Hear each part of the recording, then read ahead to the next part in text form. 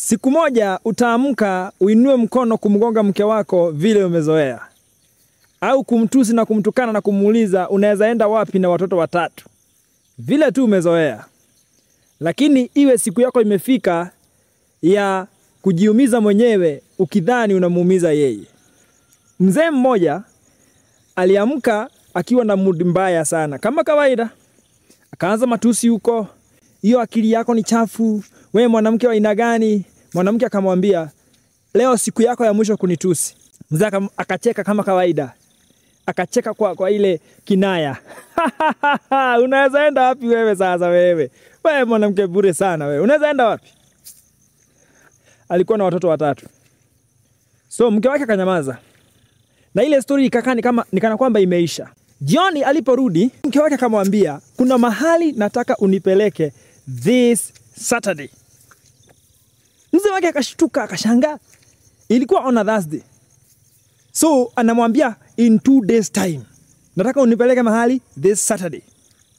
So mzee wake akaamua atampeleka, ila hawakuwa in good terms. Lakini anajiuliza, mbona nilimtusi mke wangu lakini ananialika nimpeleke mahali on Saturday? No problem. So ilifika hiyo Saturday na mambo yote ilikuwa imepangwa, wakaenda. Guess what? Hiyo yenye unafikiria hiyo ndio ilifanyika. Walienda wakafika mahali, wakaingia kwa boma, wakakuta kuna watu wengi. Hey, it was a dowry ceremony. So at first he thought ni dowry ceremony ya rafiki ya mke wake. Definitely, haiwezi kuwa ya mtu mwingine ama ya mtu wa familia wakina mke wake. Huyu jamaa hakuwahi toa mahari, hakuwahi toa dowry, hakuwahi jua wazazi wa huyu mwanamke, hakuwahi fanya chochote. Alikuwa ni kama hamheshimu huyu mke wake. Guess what? Ile dowry ilikuwa ya mke wake. She was getting married to a Nigerian man. And this Nigerian man had the whole information. Alikuwa amepewa na huyu mwanamke. Now let me tell you, Nigerian men don't joke. If they give dowry for a woman, you cannot joke with that woman. Mzee alijaribu kutoa sarakasi kule. Wacha nikuambie. Alitoka huko kama hana viatu. Kumbe yule Mnigeria ako na masanari. Alikuwa na masanari. Watoto tayari hiyo time watoto wameshachukuliwa na wakafichwa. Juu mzee alishangaa tu haoni watoto wake kwa hiyo ceremony, haoni.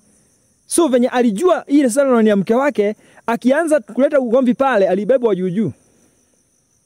So up to date tunaongea, hajawahi ona mke wake tena na hajawahi ona mtoto wake.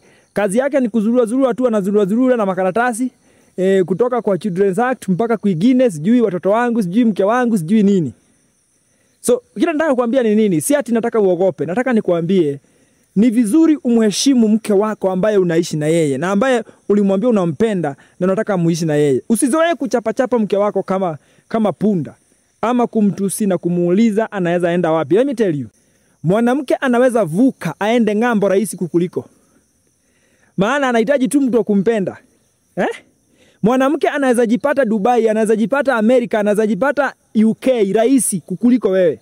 So usiwahi uliza mwanamke ati anaweza enda wapi. Never ask that question. Especially today when we are in the era of long distance marriages, overseas marriages and relationships, ambapo watu wanaonana kwa simu, watu wanajuliana kwa simu, wanakatiana kwa simu. Usicheze. Never ask a woman that question today. So mind your mouth and your words. Kansala kwa CUGM.